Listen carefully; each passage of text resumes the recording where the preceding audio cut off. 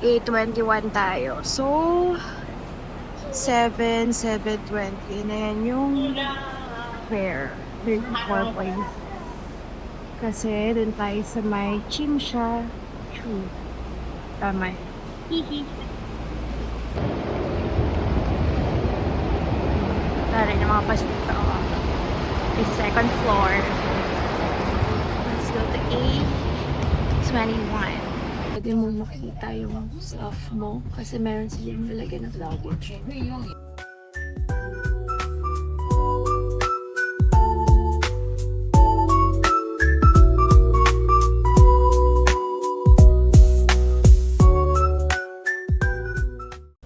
So, nandito na tayo sa Hong Kong.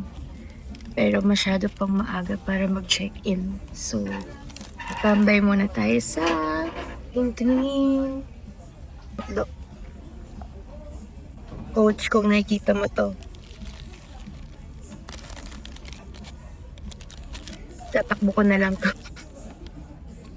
Yung calories.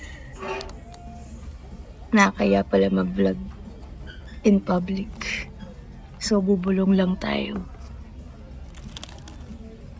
So, yun nga, maaga ako nag-check-in. Ay, hindi pala maaga. Maaga ako nakarating dun sa hotel. So, mamaya pa raw mga 10 or 11 subject for approval. Pag na-approve, baka mag-additional lang. Pero, goods na yun. Feeling ko kaysa 2 p.m. pa. So, yun lang. Kakain muna ako kasi hindi pa ako makain.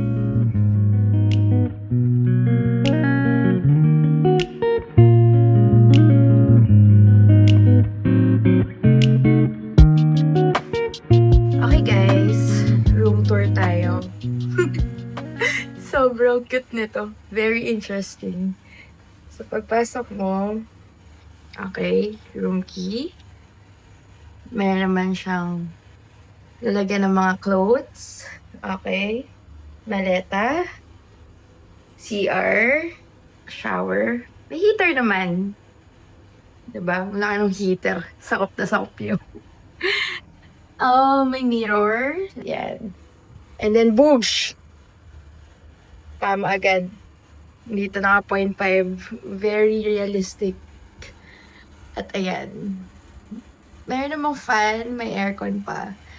17 ko na agad para mahiya si Elsa sa akin. And then, window. Ito lang siya. Yun na yun. Pero, good for one. Tutulugan lang naman, though. So, tama yan. Positive toxicity. Charot. Hindi. Okay na to. Super mura lang naman ng place. Tas, tutulugan nga lang naman. So, let's go. A few minutes later. Okay, guys. Quick plot twist. Binago nila yung room ko. Ginawa nilang mas malaki. For some reason, hindi ko alam bakit, pero favor yun. So, oh my gosh, I'm so favored. Thank you, Lord. Medyo malaki naman siya ng onte. Pero, much better, actually. So, ito yung bed. Mas malaki siya. I think it's good for 2 na. Pero, ako lang naman mag-isa. And then, yan, makeup. And then, the CR, may heater pa rin. Mas maganda yung aircon dun sa kabila, pero sino ba ako para umangal? Mas malaki naman yung room. Mas malaki yung space for the luggage, and then meron pa rin yan. So all in all, thank you Park Guest House sa pag-upgrade ng room ko. Salamat sa pagpayag ng early check-in kahit may minimal fee, at pag-upgrade ng room ko kahit hindi ako nag-a-ask. So, ang kito, may pa-star pa sila dyan. Oh, pack na pack. Yun lang. I'll rest first and I'll catch up with you guys later. Good morning. It's 4 something. So, medyo maganda-ganda yung tulog ko. Yung nap. May energy na ako kumain ulit. Joke lang. Maganda na yung panahon hapon, hindi na mainit. So, Huwag na tayo maglakad-lakad. Ilang. See you there.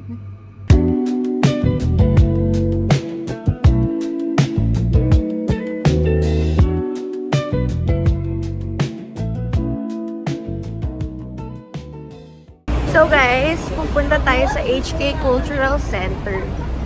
So malapit lang siya dito. Pwedeng lakarin, like 350 meters away. So siguro mga 3 blocks away lang siya dito from my place. So 5 na, medyo rush hour, kaya maraming tao. Well, technically maraming naman talagang tao dito sa HK. Pero how convenient is my place? Nandyan na agad yung MTR. So, sobrang bilis lang or sobrang convenient lang mag-travel going to different places within my area. Natatanaw ko na yung Museum of Arts. Mahilig kasi tayo sa mga artsy-artsy, so we'll visit. For free lang naman yun.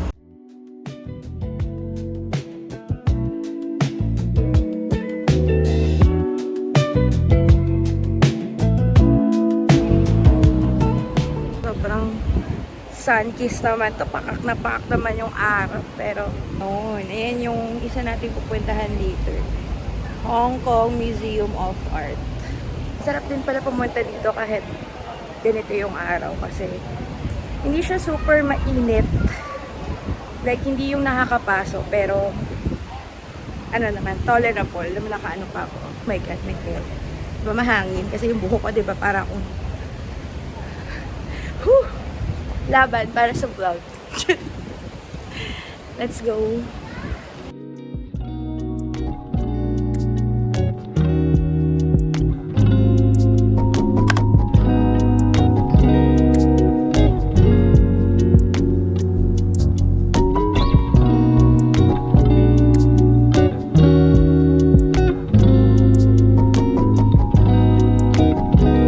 So, nandito tayo sa Avenue of Stars, kung saan merong mga parang Hall of Fame siya.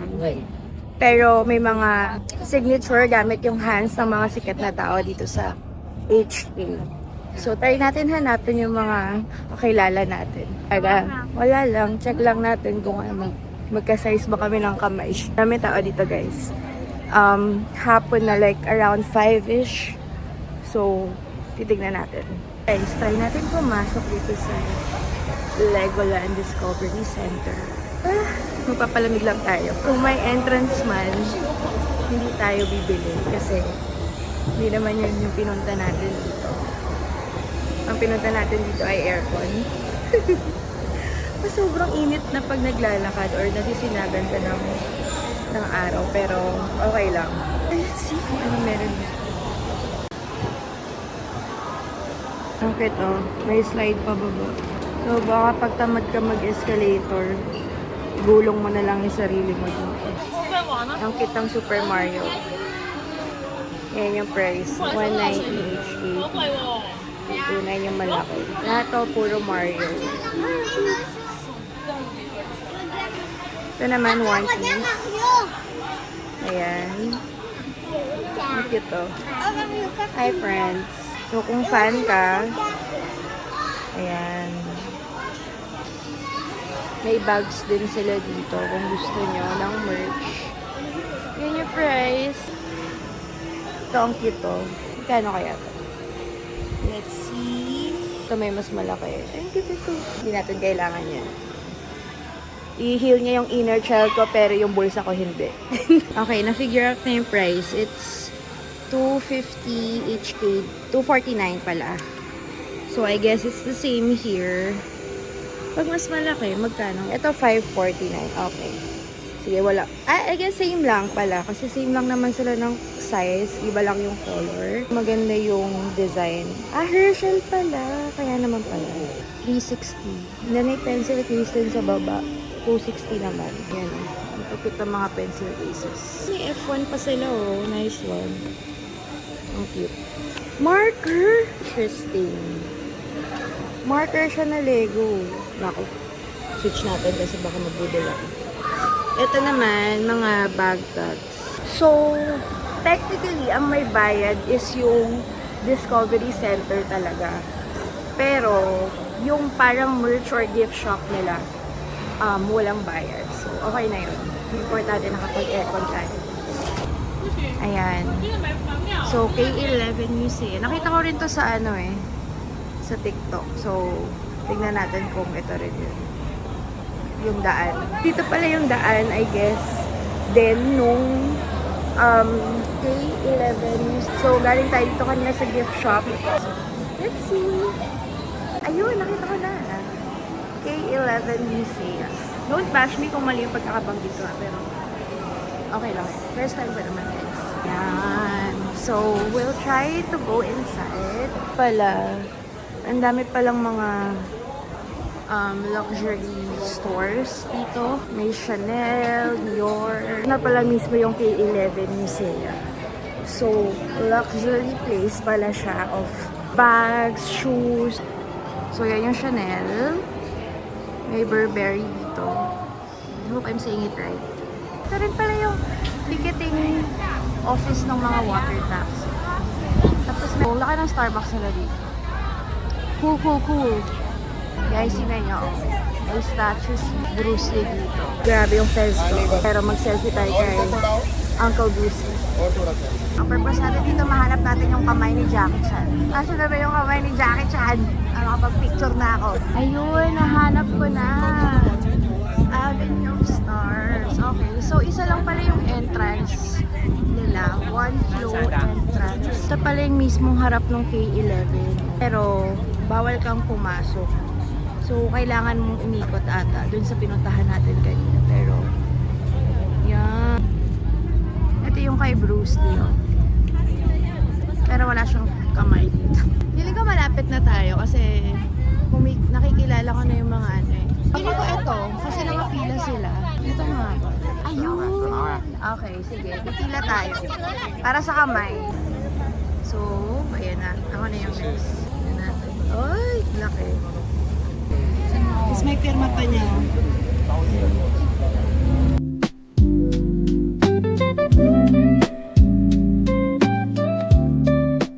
So, ayun. Medyo nakapagpahinga na ako. Maganda naman yung place. So, marami tayong napuntahan for now. Yun nga, medyo maraming tao dun sa bandang may Jackie Chan. Pero dito mas chill na kasi palabas naman na to. So, pahinga lang konti. Tapos, mag-lunch/dinner na ako kasi hindi pa ako nagla-lunch. Yung McDo lang yung kinain natin earlier. So, yun yung last night's dinner plus breakfast ko today. So, ngayon pa lang talaga ako mag-lunch and dinner. So far, okay naman yung day 1 natin. Tomorrow, mas masaya kasi yun yung talagang dream destination ko.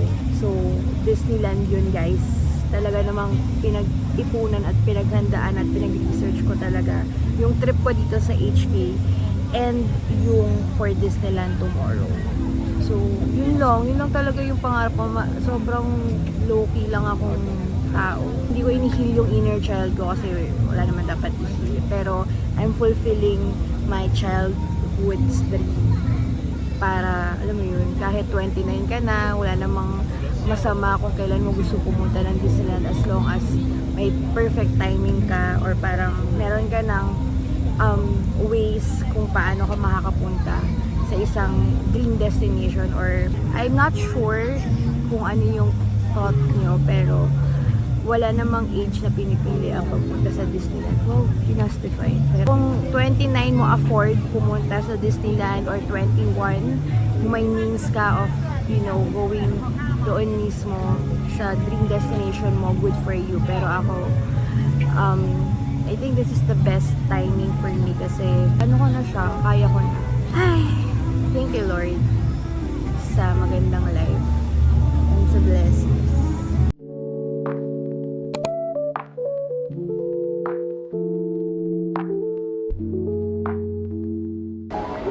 So guys, nandito tayo sa Space Museum. $10 lang siya. So may museum sa loob ng mga galaxy, mga cosmos. So, wala lang. Gusto ko lang makita kung ano yung tsura. Then, meron silang gift shop. Nakita ko na kanina, kaso bawal mag-video eh. Pero, okay naman. Lightspeed. In fairness So, interactive museum din siya. Very good siya for, kids or even young at heart. So, ito, tawag dito, Beyond the Visible. So, ito yung itsura ko. Normal. Bright parts of the infrared picture show higher temperature. So, ang init ng mukha ko, ganun. Kasi ganun. Pwede na akong pang Halloween.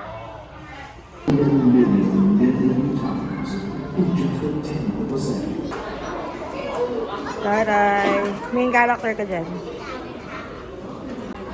Disorientation in space. Walking in space. Yan natin. Kung gaano ko, oh my goodness gracious.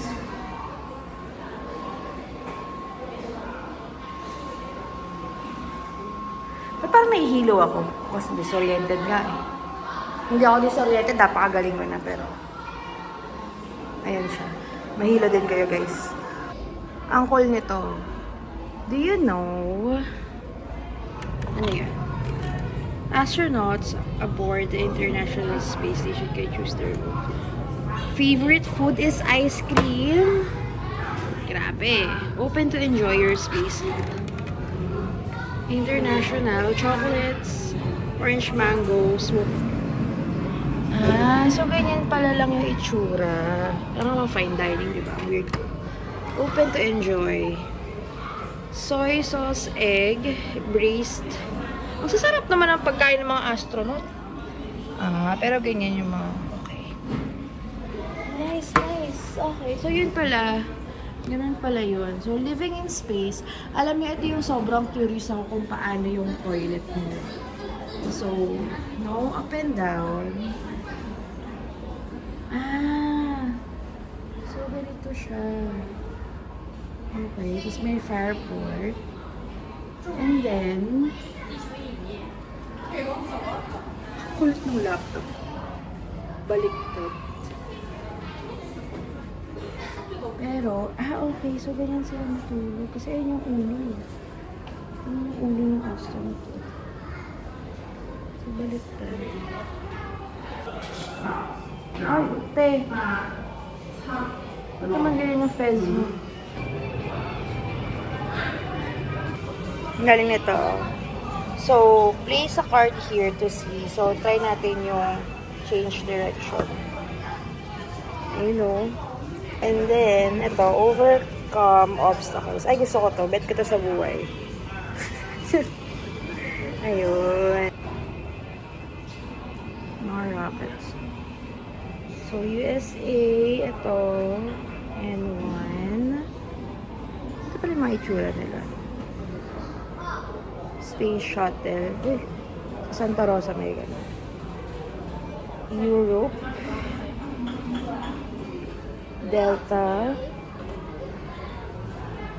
Meron tayong Soyuz. Tama ba? Zenith. Polar Satellite.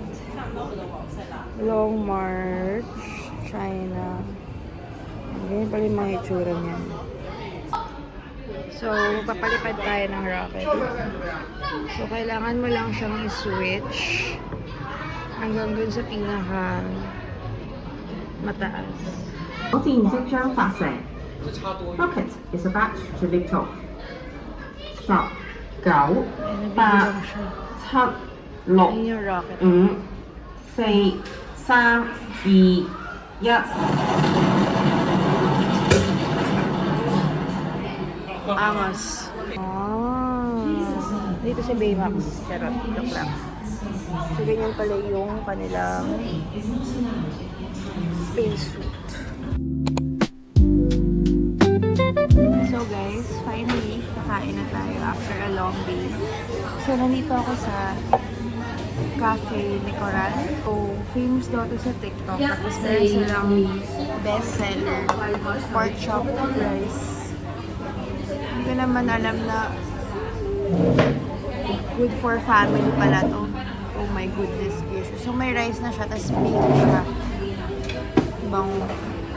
So order lang ako ng lemonade kasi grabe, kailangan ko ma-hydrate. So yun. Thank you Lord for today. Hindi dahil gutom ako pero lasang-lasa mo yung tomato. Tapos yung pork yung hindi matigas. Pwede pala yun. Ito yung mga masarap malaman kapag kumakain ka sa mga bagong restaurant. Natry mo kung pwede siyang gawin sa homeland. So, sarap mo.